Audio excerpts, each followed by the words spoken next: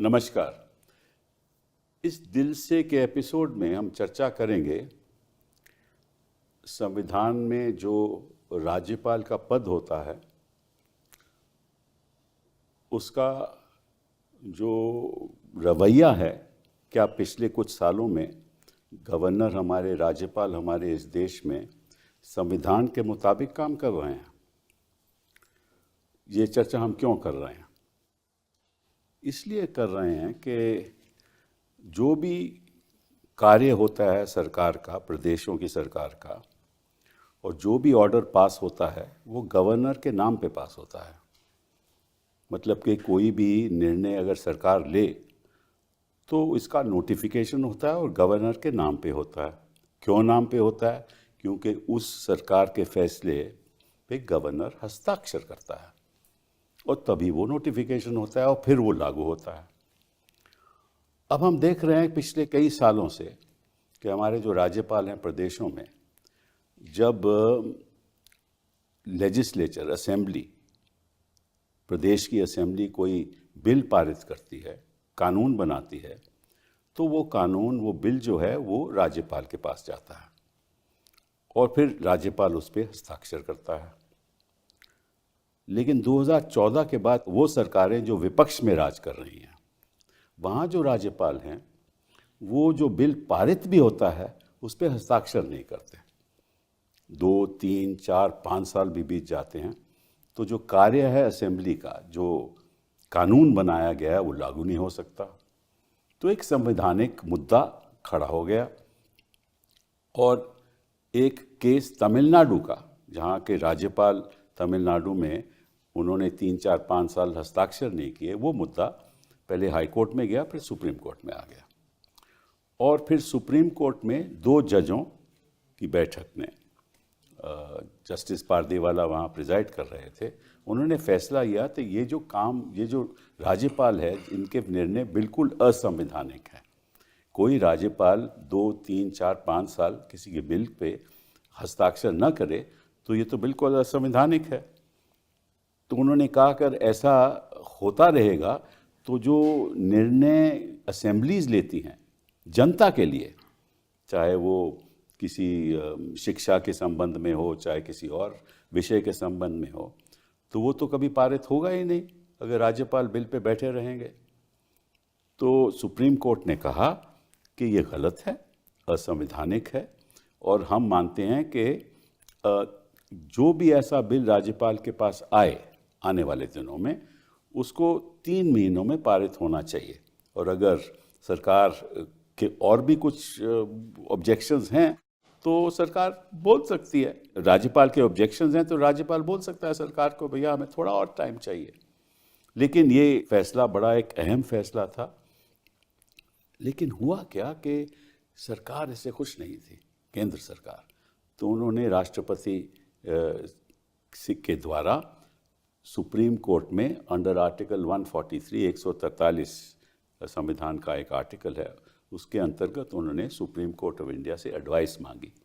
Supreme Court ने 5 जजों का फैसला आया और जो पारदीवाला साहब ने कहा था उससे वो अलग फैसला था। उन्होंने कहा कि नहीं, कोई ऐसी पाबंदी नहीं लगाई जा सकती 3 महीने की, और अपने जो राज्यपाल हैं वो अपने फैसला लेंगे और उनको कोई ऐसी पाबंदी नहीं है। साथ साथ में उन्होंने कई और चीज़ें भी कही, उसके बारे में हम चर्चा करेंगे। तो हमारे साथ 3 ख़ास लोग हैं जो इस चर्चा में शामिल होंगे। सबसे पहले मदन लोकुर साहब, थैंक यू वेरी मच, आप आए हमारे यहाँ। मदन लोकुर साहब के बारे में हम कहें कि आज भी वो चेयरपर्सन हैं यूएन इंटरनल जस्टिस काउंसिल के। 2024 में उनकी नियुक्ति हुई, 2028 तक है। उससे पहले आप फिजी के चीफ जस्टिस रहे, उससे पहले आप सुप्रीम कोर्ट के जज रहे 2012 से 2018 तक, और आपकी ई गवर्नेंस में बहुत दिलचस्पी रही और सोशल कॉजेज़ में आपकी बड़ी दिलचस्पी रही और बड़े अहम फैसले आपने लिबर्टी के बारे में दिए। तो बहुत बहुत धन्यवाद आपका। धूलिया साहब, आप इलाहाबाद को बिलोंग करते हैं और आपने LLB वहाँ से की। आपके पिताजी जज रहे, आपके ग्रैंडफादर एक क्विट इंडिया में शामिल हुए। उन्होंने एक न्यूज़पेपर स्टार्ट किया, करम भूमि, कोतवार में, और आप 1986 में आपने अपनी प्रैक्टिस शुरू की, 14 साल प्रैक्टिस किया, 2008 में जज बने और उसके बाद आप भी गुवाहाटी में चीफ जस्टिस रहे और आप उसके बाद फिर सुप्रीम कोर्ट में आए 2022 में और 2025 तक वहाँ और आपके अपने हम दोनों के आगे हमने बहस भी की है और आप हमेशा जो हिंदुस्तान की डाइवर्सिटी है, जो गंगा जमनी तहजीब है, उसके पक्ष में रहे। आपने बड़े अहम फैसले किए। बहुत बहुत धन्यवाद आपका आने का। मुकुल जी के साथ तो मैं एक सुप्रीम कोर्ट में प्रैक्टिस करता हूँ और इनके पीछे तो लोग भागते हैं। हिंदुस्तान में से अगर 2-4 वकीलों का नाम लिया जाए तो इनका हमेशा नाम लिया जाता है और ये अटॉर्नी जनरल रह चुके हैं हिंदुस्तान के 2014 में, फिर 2022 में भी इनको ऑफ़र हुई, इन्होंने इनकार कर दिया। तो अगर इस देश में 2-4 वकील हैं तो मुकुल जी आप वहाँ पे उच्च स्तर पे हैं। तो बहुत बहुत धन्यवाद। लोकुर साहब, आपसे पूछना चाहता हूँ कि ये क्या ज़रूरत थी सुप्रीम कोर्ट को ये सब कहने की कि भाई टाइम लागू नहीं है, जितनी मर्जी देर हो राज्यपाल न बिल पारित करे। एक्चुअली कपिल, ये जो मुद्दा चल रहा है काफ़ी सालों से चल रहा है एक्चुअली। इस पे जस्टिस सरकारिया कमीशन ने चर्चा की थी, जस्टिस पुंछी कमीशन ने भी चर्चा की थी और जहाँ तक मुझे याद है जस्टिस वेंकट चलैया की कमेटी ने भी इस पे चर्चा की थी। पर ये जो चर्चा हुई थी वो 2 चीज़ों की थी। एक तो ये है कि ये जो आर्टिकल 200 है हमारे संविधान का, उसमें क्या गवर्नर जो बिल पास करती है विधानसभा में, उसके ऊपर गवर्नर कहे कि हम कुछ नहीं करना चाहते, हम बैठे रहेंगे 1 साल 2 साल 3 साल। दूसरा ये है कि वो राष्ट्रपति जी को बिल को रेफ़र करेंगे, कर सकते हैं। और सरकारिया कमीशन ने कहा है कि 1977 और 1985 के बीच 1130 ऐसे बिल थे जो राष्ट्रपति जी को रेफ़र हुए थे और उसमें टाइम लगा। पर जो बिल्स गवर्नर के पास गए हैं उसके बारे में जस्टिस सरकारिया ने कहा और उन्होंने रेफ़र किया था मिनिस्ट्री ऑफ होम अफेयर्स के नोटिफिकेशंस को। सर्कुलर है उनका, हाँ, सर्कुलर या नोटिफिकेशन जो भी कुछ 1952 का और 1978 का, कि 3 महीने के अंदर आप इसका फैसला कीजिए, या तो आप राष्ट्रपति जी को भेजना चाहें भेज दीजिए, या दोबारा विधानसभा को भेजना चाहें भेज दीजिए, या आप इस पे अपना एसेंट दस्तखत करना चाहें कर दीजिए, पर 3 महीने के अंदर कीजिए। जहाँ तक मुझे याद है ये जो जस्टिस पर्दीवाला की जजमेंट जो है उसमें 2016 का जो नोटिफिकेशन या सर्कुलर है मिनिस्ट्री ऑफ होम अफेयर्स का, उसका भी जिक्र हुआ है। जी हाँ, हुआ है। उसमें भी कहा है कि 3 महीने। करेक्ट। तो अब विधानसभा कह रही है कि आप जल्दी से जल्दी फैसला लीजिए 3 महीने। गवर्नमेंट ऑफ इंडिया, भारत सरकार कह रही है, मिनिस्ट्री ऑफ होम अफेयर्स कह रही है कि आप 3 महीने में फ़ैसला लीजिए। सुप्रीम कोर्ट कह रहा है कि आप 3 महीने में फ़ैसला लीजिए। तो ये राष्ट्रपति जी को रेफरेंस देने का क्या कारण था, ये मुझे समझ में नहीं आया। अब जब सब कह रहे हैं कि 3 महीने में फ़ैसला होना चाहिए इधर या उधर जो भी कुछ है, तो ये सुप्रीम कोर्ट को ये रेफ़र करना मुझे कुछ समझ में नहीं आया। और फिर सुप्रीम कोर्ट ने ये सब जो सरकारिया कमीशन ने कहा, पुंछी कमीशन ने कहा, जस्टिस नज़रअंदाज कर दिया, सब बिल्कुल उसको भूल गए। मिनिस्ट्री ऑफ होम अफेयर्स के जो सर्कुलर्स या नोटिफिकेशन हैं उसको भी भूल गए और कह दिया कि नहीं 3 महीने नहीं हो सकता, जब गवर्नर की मर्ज़ी हो वो उसका फ़ैसला कर ले। और फिर उन्होंने कहा है कि अगर ये फैसला इंडेफिनिट हो जाए तब केस फाइल कर सकते हैं सुप्रीम कोर्ट में। यानी कि सुप्रीम कोर्ट का ये एडवाइस है कि स्टेट गवर्नमेंट जो है वो कोर्ट में आए। अब सब लोग कह रहे हैं कि जितने कम केसेस कोर्ट में आए उतना अच्छा है, और यहाँ पे सुप्रीम कोर्ट कह रहा है कि नहीं नहीं नहीं, आप कोर्ट में आइए। और ये जो इंडेफिनिट सुप्रीम कोर्ट ने कहा है, इसका क्या मतलब हुआ? इसका मतलब हुआ 2 महीने, 4 महीने, 1 साल, 2 साल। प्रोलॉन्ग्ड कहा है उन्होंने, इंडेफिनिट तो नहीं कहा, प्रोलॉन्ग्ड कहा है कि भाई जब प्रोलॉन्ग डिले हो जाए, मतलब कि अगर ज्यादा डिले हो जाए तो फिर आप याचिका डाल सकते हो और कोर्ट का एक लिमिटेड ज्यूरिसडिक्शन होगा, उस डिले पे वो फैसला कर सकती है लेकिन मेरिट्स पे नहीं। हाँ, ये कहा उन्होंने। हाँ ठीक है, तो प्रोलॉन्ग का क्या मतलब हुआ? हाँ, ये हमें भी नहीं समझ आया। And what is prolong? And what is prolonged? तो 4 साल प्रोलॉन्ग है कि नहीं है? इतना तो नहीं, पर 4 साल बिल्स पेंडिंग है। नहीं, वो ठीक है, वो ठीक है। बदुलिया साहब की क्या राय है इस पे? मैं बिल्कुल इत्तेफाक रखता हूँ जो जस्टिस जो नक्वी साहब ने कहा। और एक और बहुत इंपॉर्टेंट चीज़ है, वो है कॉन्टेक्स्ट। वास्तविकता क्या थी कि अप्रैल 2025 में ये 2 जजेस ने डिसीजन लिया, क्योंकि एक रियलिटी थी उनके सामने। 10 बिल ऐसे थे जो 1 साल 2 साल तक उस वक्त तक पास नहीं हुए थे। तो उस कॉन्टेक्स्ट में ये कहा गया था। This context has been totally overlooked, not discussed in the reference order. जो अब ये कहा जा सकता है कि ये तो एक रेफरेंस है, इसमें we are not setting aside the judgement, we are just an opinion. But वास्तविकता ये है कि अब सब कोई जो मानेगा कानून क्या है, वो ये रेफरेंस का ऑर्डर है, इसको नहीं माना जाएगा। जी हाँ। तो मेरे हिसाब से तो एक बहुत बड़ी अपॉर्चुनिटी थी विच हैज़ बीन लॉस्ट। और ये जजमेंट जो था 2 जजेस का, इट सॉल्व्स द प्रॉब्लम। एक प्रॉब्लम थी जिसका वो सोल्यूशन निकालता है कैसे होगा। ये वाला जजमेंट कोई सोल्यूशन नहीं निकालता और प्रॉब्लम्स क्रिएट करता है।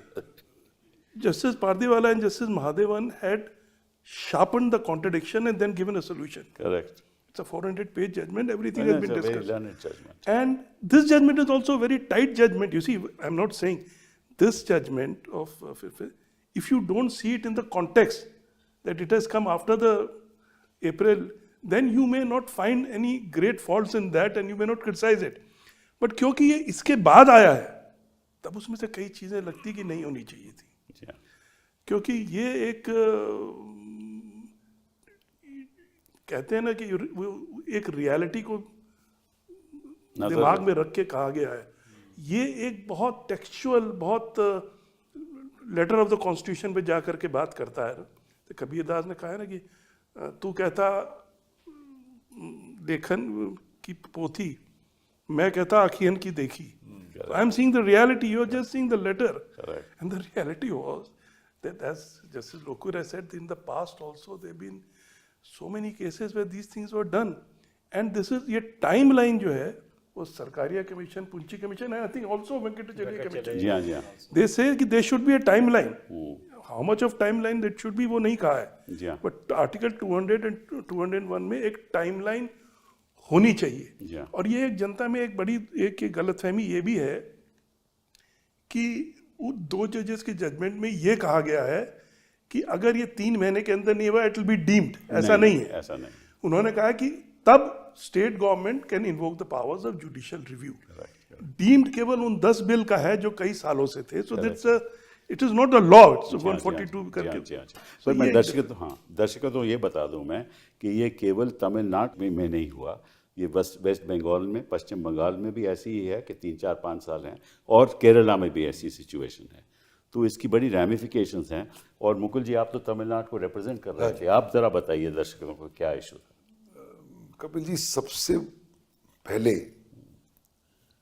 मुझे एक बुनियादी ऑब्जेक्शन है इस रेफरेंस, ये जो एडवाइजरी ओपिनियन है।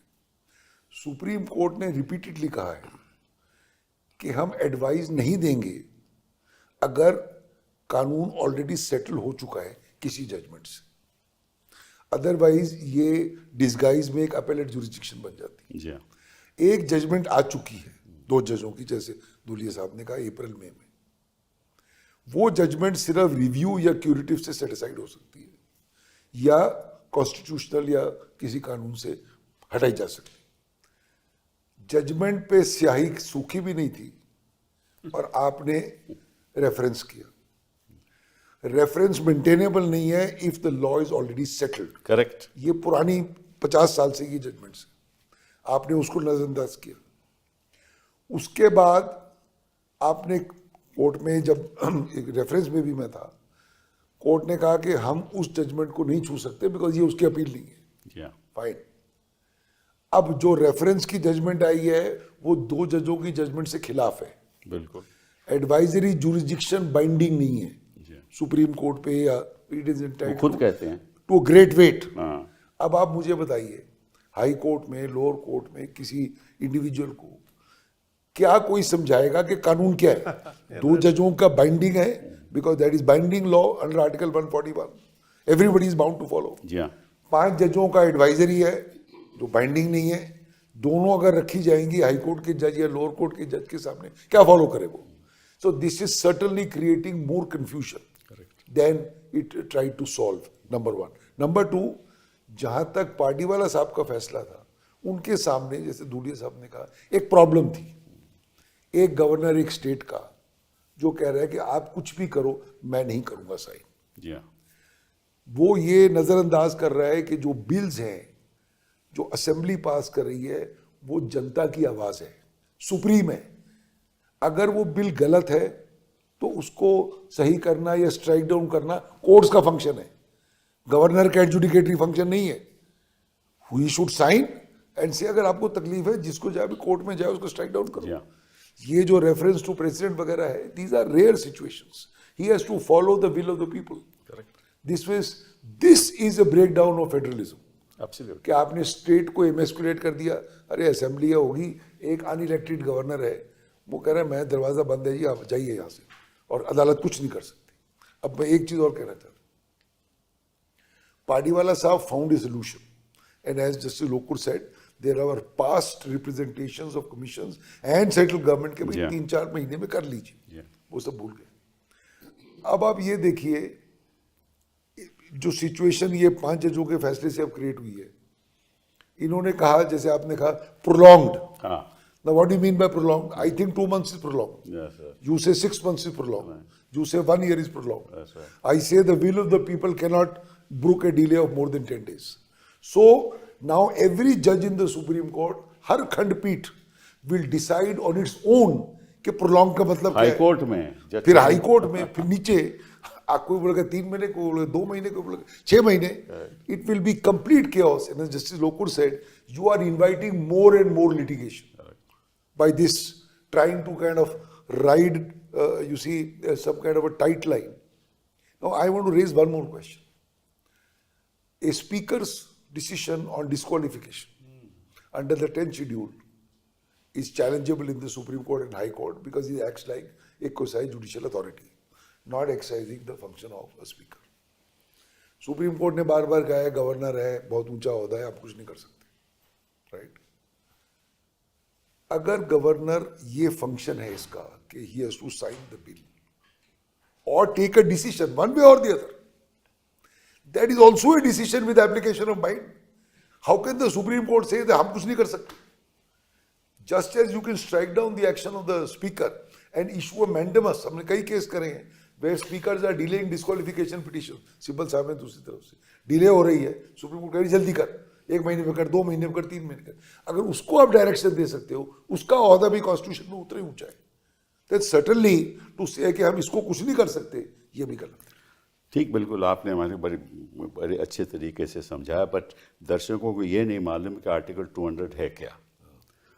आर्टिकल 200 जो संविधान का है वो कहता है कि अगर कोई लेजिस्लेचर मीन्स असेंबली किसी स्टेट की बिल पास करे, वो बिल गवर्नर के पास जाएगा उसके हस्ताक्षर के लिए, और गवर्नर 2 चीज़ें कर सकता है। अगर कोई आपत्ति हो तो वो वापस लेजिस्लेचर को, असेंबली को एक मैसेज देगा कि इसमें ये खामियां हो सकती हैं, आप इस पे निर्णय लीजिए। एक रास्ता तो ये है। दूसरा, अगर गवर्नर समझता है कि जो असेंबली है इसने अपने हकों के विरुद्ध जो एक केंद्र का कानून है उसका उल्लंघन किया है, तो फिर जो गवर्नर है वो राष्ट्रपति के पास भेज सकता है उसकी राय के लिए, और राष्ट्रपति उसकी राय लेकर वापस मैसेज भेज सकता है असेंबली को कि आप अब फैसला कीजिए, ये मेरी राय है। ये दो आर्टिकल 200 का और 201 का ढांचा है। अब आर्टिकल 201 एक और चीज़ कहता है कि अगर वापस बिल जाएगा असेंबली में, गवर्नर वापस भेजेगा कि ये खामियां लगती हैं और फिर असेंबली पास कर दे, तो फिर गवर्नर को हस्ताक्षर करने पड़ेंगे। ये है कॉन्टेक्स्ट जिसके अंतर्गत पार्डीवाला जी ने फैसला किया था, क्योंकि उन बिलों में दोबारा असेंबली ने बिल गवर्नर को भेजा था। तो जो वहाँ बहस हो रही थी कि अगर दोबारा भेजा जाए तो क्या गवर्नर अपने हस्ताक्षर रोक सकता है, और ये तो ताज्जुब की बात है कि संविधान कहता है कि उसको पारित करना पड़ेगा, लेकिन कोर्ट कहती है नहीं, वो डिले कर सकता है, प्रोलॉन्ग डिले कर सकता है। तो दो मुद्दे उठते हैं, दोनों आपने उठाए, बट पहले मुद्दा मैं आपसे राय चाहता हूँ। ये एक विधायिका की विल है, उसका फैसला है, एक लेजिस्लेशन जनता के हित में होता है, और जो गवर्नर है वो तो एक एग्जीक्यूटिव अथॉरिटी है, उसी को तो लेजिस्लेटिव पावर है नहीं। तो अगर जनता की विल को रोका जाए, क्या वो संवैधानिक है? कभी हो सकती है? और कैसे सुप्रीम कोर्ट ने कह दिया कि इसको रोक सकते हो? साथ दूसरी बात और कही सुप्रीम कोर्ट में, जिसमें मैं आपसे राय लेना चाहता हूँ। उन्होंने कहा कि अगर गवर्नर असेंबली को ये नहीं बताएगा कि क्यों मैंने रोका, उस बात पे जुडिशियल रिव्यू हो ही नहीं सकता, उस पर चर्चा कोर्ट में हो ही नहीं सकती। तो गवर्नर के रीजंस जो हैं जिसके अंतर्गत उन्हें वापस बिल भेजना था, नहीं भेजा, वो रीजन नहीं बताएगा। और जो कोर्ट केवल इतना ही कर सकती है, लिमिटेड जुडिशियल रिव्यू के आपने देरी क्यों की। मुझे तो समझ नहीं आया ये फैसला क्या है, आप बताइए। अब ये एक्चुअली आर्टिकल 200 में गवर्नर को डिक्लेयर करना है, ठीक है, उसमें declare the word declare is used. तो वो डिक्लेयर करे, गवर्नर डिक्लेयर करे कि मैं इस पे दस्तखत करता हूँ, और अगर मैं इस पे दस्तखत नहीं करूँगा और मैं दोबारा विधानसभा को ये बिल वापस दूंगा, तो उसको बताना पड़ेगा कि क्यों भेज रहे हैं। Exactly. ये नहीं कि मेरी मर्जी है तो इसलिए मैं भेज रहा हूँ तो फिर विधानसभा उसके बारे में क्या करेंगे? तो सुप्रीम कोर्ट कहती है कोई जरूरत नहीं कहने की। अब ये तो फिर मतलब यही डिक्लेयर, तो मैंने आपसे इसके बारे में पूछा। तो इसलिए वो वर्ड डिक्लेयर भी सुप्रीम कोर्ट भूल गई है। नहीं, उन्होंने कहा डिक्लेयर का मतलब केवल दस्तखत करना, और नहीं, और कुछ नहीं, ऐसे कैसे हो सकता कहा है? उन्होंने, मतलब ऐसे कैसे हो सकता है कि लेकिन मतलब कि जो मतलब कि जनता की जो आवाज है, हाँ, उसको एग्जीक्यूटिव नहीं सुनेगा, राज्यपाल नहीं सुनेगा उस आवाज को, उस पर रोक लगा देगा। धुलिया साहब, व्हाट डू यू से? नहीं, एक तो चीज यू राइट, आपने कहा ना गवर्नर के पास 2 ऑप्शन है। गवर्नर के पास एक्चुअली 3 ऑप्शन है। अच्छा, तीसरा है कि एसेंट दे दे तो मामला हाँ, खत्म हो जाए। फिर तो मुद्दा ही नहीं उठेगा अगर दे दे। नहीं, गवर्नर की तरफ से ये भी आया था कि एक्चुअली 4 ऑप्शन है। हाँ, वो उन्होंने सुप्रीम कोर्ट ने कहा कि नहीं, 3 ही माना। ऑप्शन है। बट इसमें एक और चीज है, 3 ऑप्शन में से अगर ये ऑप्शन एक्सरसाइज करता है गवर्नर की कुछ कमेंट के साथ या अमेंडमेंट के साथ, लेजिस्लेटिव वापस भेजते हैं और वो वापस आ जाते हैं इलेक्शन के बाद, तो कॉन्स्टिट्यूशन ये कहता है कि करना ही करना है। बट इस रेफरेंस में ये है कि then he can exercise option either to give assent और send it to the president. Correct. ये बड़ा अटपटा सा, ये भी अटपटा है, ये तो है ही नहीं उसमें बिल्कुल नहीं है। तो कई जगह where the silences are not there, you are giving a voice to them. Correct. And when the two जज gives voice to those silences about them. Correct. ये तो कोर्ट का एक रोड ब्लॉक है, हाँ, कि जनता की विल को हम आगे नहीं बढ़ने देंगे, क्योंकि गवर्नर को ऑप्शन है कि दोबारा भी अगर आए तो उसको ऑप्शन कंसेंट की नहीं है। व्हाट डू यू से मुकुल? जो ये दूल्हे साहब कह रहे हैं, एक बार अगर बिल वापस भेजा, जी हाँ, और असेंबली ने उसको वापस भेजा, वो कहानी खत्म है, उसको दस्तखत करना है। उसके बाद उसको अख्तियार नहीं है राष्ट्रपति पे भेजने का, बिल्कुल अख्तियार है पहले भेजने का। हाँ। तो मैं एक और बुनियादी सवाल रेज करना चाहता हूँ। Normally governor is bound by the aid and advice of the cabinet. Correct. Correct. In exceptional cases where he has to give sanction, let's say for prosecution of the chief minister, he will take his own call. Correct. वो छोड़िए. Now पूरी cabinet ने, पूरी assembly ने, पूरी जनता ने एक bill भेजा एक आदमी को, जो कानून जाने ही शायद ना भी जाने. किस बेसिस पे, कौन सी सलाह लेके एक आदमी डिसाइड कर रहा है कि ये बिल संवैधानिक है या संविधान के? वो आपके पास आ जाएगा. नहीं, आप सुनिए, मैं ये कह रहा हूं, ये कौन सा ऐसा फंक्शन है, उसका कौन सा इंफ्रास्ट्रक्चर है कि ये पावर उसको 200 में दी जा रही है? मैं ये क्वेश्चन रेज कर रहा हूं. बिल्कुल सही. वो कैसे ये फैसला करेगा? Examination of A bill is a serious issue. Yes, yes. How will he decide it's right or wrong? Therefore, according to me, this position should be abolished. 200 should be abolished. When the legislature passes a law, it should become a law. If it is wrong, parties will go to a court. Because the same problem will arise if it goes to the president. Now there, if it goes to the president is bound by the aid and advice of the cabinet, of the center. State bill भेज रही है. Under list 2 जो संविधान में लिस्टें है, वो list में centre की पावर और स्टेट की पावर एक्सक्लूसिव है, अलग अलग है. उस पावर में आप 2 से उसको 1 में भेज रहे हैं, जो सेंटर की पावर है, और किसी और तरीके से उस पर व्यू ली जा रही है. और हो सकता है, जैसे आपने कहा, दोनों सरकारें अलग अलग है. तो you are mixing, you are breaking federalism by reducing, by breaking this exclusive list. So there are many problems. Damaging the federal बहुत system. है. बिल्कुल, बिल्कुल. तो best is to abolish it and leave it to the wisdom of the assembly. Right or wrong, courts are available. नहीं, but इसमें दिक्कत क्या थी? Supreme court could have said he must assent to the bill. You don't need a abolition. क्या problem? उसकी problem क्या थी? You are right, but I was saying, what is the need? Yeah, but, Why are we going into all this? let me also 50 say- साल हो गए इस बात को, 70 साल हो गए. बिल्कुल, बिल्कुल. You have to change with the times. I agree. Governors are not required. Do away with it. नहीं, वो तो मैंने Yeah, you see, I just want to Yes. say one thing कि ये सरकारिया कमीशन ने 15 एग्जाम्पल्स दिए हैं. जो आप कह रहे थे ना कि राष्ट्रपति के पास बिल चले जाएंगे, और राष्ट्रपति ने कहा है कि मैं असेंट नहीं दे रहा. ठीक है, that is the end of the bill. Right.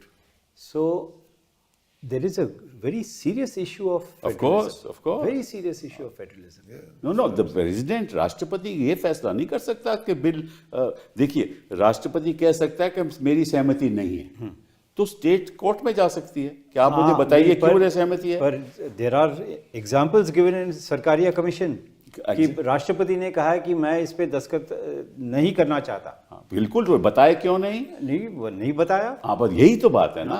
Okay, हम president कोर्ट्स immune है, हैं काहे के लिए? प्रेसिडेंट इम्यून है, हाँ, गवर्नर ठीक इम्यून है. नहीं, वो तो उन्होंने आज मान लिया. वो तो मान लिया वो कि तो मान immunity लिया से कि वो नहीं नहीं है. वो तो हमने बहस की थी, वो मान लिया वो नहीं है. लेकिन गवर्नर को रीजन बताने चाहिए, राष्ट्रपति को रीजन बिल्कुल, बताने चाहिए, बिल्कुल. और फिर फैसला कोर्ट करेगी कि वो रीजन सही है या गलत है. अब दूसरी बात है सर, जब संविधान बनाया जा रहा था तब किसी ने कल्पना नहीं की थी कि ऐसा ऐसा होगा. होगा, बिल्कुल. तब एक ही पार्टी थी इधर भी, वो भी, किसी ने सोचा नहीं था कि ये नौबत भी आएगी. जी हाँ. और अगर नौबत आएगी तो कोर्ट्स हैं उसके लिए. वो अप्रैल 2025 में हो गया उस पर फैसला, जी हाँ, उसको बता दिया कि ये सोल्यूशन है. बिल्कुल. इसीलिए सर टाइमलाइन नहीं थे. 1947 में अंबेडकर ने कभी सोचा था कि ये सिचुएशन आएगी? नहीं तो शायद टाइमलाइन लगा देते. अम्बेडकर ने कभी ऐसा नहीं सोचा था कि ऐसी सरकारें आएंगी. और ये भी तो सही नहीं सोचा और था. हर चीज कॉन्स्टिट्यूशन में थोड़ी होती हो सकती है, है. ये correct. कहा गया कि ये कॉन्स्टिट्यूशन में नहीं है इसलिए हम नहीं करते. Yeah. अब कॉन्स्टिट्यूशन में तो कई चीज नहीं कहीं है, नहीं. तो हम तब भी करते हैं. बिल्कुल. बट जस्टिस हमेशा प्रतिवाला किया has sir, right quoted to life. Ambedkar. Constitution कहती है right to life. Absolutely. Supreme Court ने कहा right to life is dignified life. One जज said right to sleep is a fundamental right. I mean right wrong. So You can see in court also. You just read it, read Article 21 and then see the breadth of it after the expense. interpretation. अब तो वो expense हो सकती है, तो यहाँ भी timeline हो सकती है. क्या बात है? ऐसी क्या आफत की बात है timeline? Yeah, you see, Dr. Ambedkar had said that the constitution is good, but it depends upon the leaders. People, Yes. हाँ, और ये जस्टिस प्रतिवाला ने अपनी जजमेंट कहा है, में उसने कहा कहा है. है, उसमें कहा है. बट ये बताइए Mukul, you are also, you been an attorney general, ये जो काम हो रहे हैं ये केवल उन्हीं सरकारों में, उन्हीं प्रदेशों में हो रहे हैं जहां विपक्ष की सरकार हो. ये फैक्ट है. नजर तो यही आ रहा है ना। और पार्टीवाला साहब ने ये बात कही है, अपनी जजमेंट में कही है यस कि इसके एक राजनीतिक दृष्टिकोण से हो रहा है, और इसको इसीलिए मैं इसको खत्म करना चाहता हूँ। ये पार्टीवाला साहब ने कहा है, उसको भी नज़रअंदाज किया जाए। जजेस को नहीं मालूम कि ये जो बिल रोके जा रहे हैं उन्हीं प्रदेशों में रोके जा रहे हैं जहाँ विपक्ष की सरकार हो। जहाँ इनकी अपनी सरकार है वहाँ तो कोई विरोध नहीं करता, वहाँ तो कोई याचिका नहीं डालता। तो ये तो इसका मतलब कि ये संविधान को इस तरह से इस्तेमाल कर रहे हैं कि अपना राजनीतिक दृष्टिकोण के आधार पर आज़ाद कर रहे हैं, और ये तो मैं समझता हूँ कि सबसे ज़्यादा निंदा की बात है। That's hitting at federalism. हाँ, exactly hitting at federalism Absolutely. कि आपने जो, क्योंकि देखिए आप, उदाहरण देता हूँ, गवर्नर वाइस चांसलर को अपॉइंट करते हैं कई राज्यों में। बिल आए कि भाई ये जो नियुक्ति होनी चाहिए ये राज्य सरकार को करनी, प्रदेश की सरकार को करना चाहिए, गवर्नर को नहीं। हम एक बिल लाते हैं कि ये पावर जो है गवर्नर से ली जाए और हमारी सरकार में आ, उस पर रोक लगा दी। यही बिल थे, यही मैं बता तो रहा हूँ, यही बिल थे तमिलनाडु के। सब यूनिवर्सिटी से कनेक्टेड सब यूनिवर्सिटी ये से इतने connected। यूनिवर्सिटी में इसमें ट्रांसफर होता आपत्ति है। क्या हो सकती है? Yeah, Kerala also same. हाँ, सेम। इसमें आपत्ति क्या हो सकती है? को कहीं फैमिन आ जाए, आप वहाँ कुछ कानून बनाते हो लोगों की राहत के लिए, तो वो मतलब कि राज्यपाल कहेगा मैं हस्ताक्षर नहीं करूँगा। हजारों चीज़ें ऐसे हो सकती हैं। तो जो एग्जीक्यूटिव है वो कानून बनाने, जिसको संविधान ने कहा कि तुम कानून बना सकते हो, उस पर कैसे रोक लगा सकती है? और तीसरी बात मुकुल आपसे मैं पूछना चाहता हूँ, अगर प्रेसिडेंट कहते हैं, राष्ट्रपति जी कहते हैं या गवर्नर कहते हैं कि हम इस बिल के खिलाफ हैं, इसको पारित नहीं होने देंगे, इसका मतलब हो गया that they are becoming judges in their own cause। मतलब पे खुद ही आपने विरोध किया, आप तो एग्जीक्यूटिव हो, और खुद ही आपने फैसला कर दिया कि हम इसको पारित नहीं होने देंगे। ये हक तो देश का हक तो अदालतों का है, बिल्कुल ये राज्यपाल का तो नहीं है ना। नहीं, बिल को एग्जामिन करना है, स्ट्राइक डाउन करना है, एक judicial function, judicial function judiciary करेगी। Exactly. Effectively, this is killing the will of the people. No, but this judgment says, five reference में, कि powers of the governor and the president are 200 and 201 respectively are non-justiciable. That's right, that's what I'm saying। नहीं, तो therefore अगर वो sign, you're right, वही तो they have become a judge of their own cause, यही तो मैंने मुद्दा उठाया। Effectively, it's the death of the wish of the people. Yeah, and it's also the governor becoming a governor general, Yeah. Yes, absolutely, which we exactly, had a long time back. And in that it has been very well analyzed. You see, the Government of India Act में क्या था, discretion हटाया गया। वो सब भूल See, गए। I used to admire- 1919 Act, 1935 Act, उससे पहले कुछ भी है। पूरी history, he went through the entire history, फिर फैसला हुआ। तो ये तो सर मेरी राय में ये रेफरेंस रिटर्न कर देना चाहिए था। बिल्कुल ये भी प्रेसिडेंट है सुप्रीम कोर्ट के कि we are not bound to answer One precedent he cites. It is there, it is there. Is it 15 or 16? There's one. It is there कि भाई जरूरत क्या है, एक फैसला आ चुका है, बिल्कुल। किसी और केस में ये मुद्दा राइज होगा तो नॉर्मल सिस्टम है उसको ओवर रूल करने का, तब होगा तो जब केंद्र होगा। सरकार के जो सोलिसिटर साहब थे उन्होंने कहा है कि ये 2G के फैसले में कोर्ट ने क्या किया कि 2G के मुद्दे में उन्होंने कहा कि ये केवल ऑक्शन हो सकता है, स्पेक्ट्रम आपको याद होगा, ऑक्शन हो सकता है, लेकिन उसके बाद उसका रिव्यू हुआ क्योंकि सरकार गई थ्रू अ रेफरेंस कि भैया आपने तो कह दिया ऑक्शन हो सकता है, कई चीज़ें हम ऑक्शन नहीं करना चाहते, तो ये तो हार्ड एंड फास्ट रूल नहीं है ना, तो आप इस हाँ, तो उन्होंने क्या ठीक बात है, तो उन्होंने कहा क्योंकि एक जजमेंट भी आई और फिर रेफरेंस भी हुआ, इसलिए यहाँ भी जजमेंट आई है, यहाँ भी रेफरेंस हो सकता है, ये हो सकता है।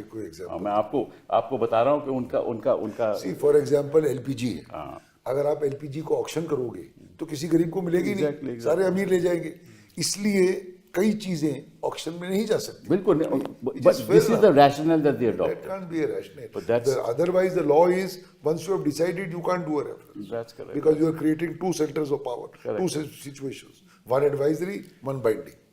आखिरी सवाल वो ये है कि अगर आप सारे रेफरेंस 1950 के बाद के देखो तो कोई ऐसा रेफरेंस आज तक नहीं हुआ। जो भी रेफरेंस हुए ये हुए कि ये कानून है, इसमें ये प्रॉब्लम्स हैं, ये इश्यूज हैं, इस पे हम आपकी राय चाहते हैं सुप्रीम कोर्ट की अंडर आर्टिकल 143। हर एक मतलब के जो राय चाहते थे वो कभी जजमेंट के बाद नहीं हुए, accept in the 2G case. तो ये उदाहरण हमने कोर्ट में दिए कि कभी ऐसा हुआ ही नहीं, तो आपको ज़रूरत क्या है? एक बार जजमेंट आ गई, उसका रिव्यू कर लीजिए। जैसे आपने कहा कि किसी और तरीके से उसको बोलिए कि गलत जजमेंट है, क्यूरेटिव डाल दीजिए। बट ये क्या हुआ कि आप एक जजमेंट आ गई, उसको इन अ वे जैसे आपने कहा अपील पे आप आ गए, अपील को रद्द कर रहे हैं।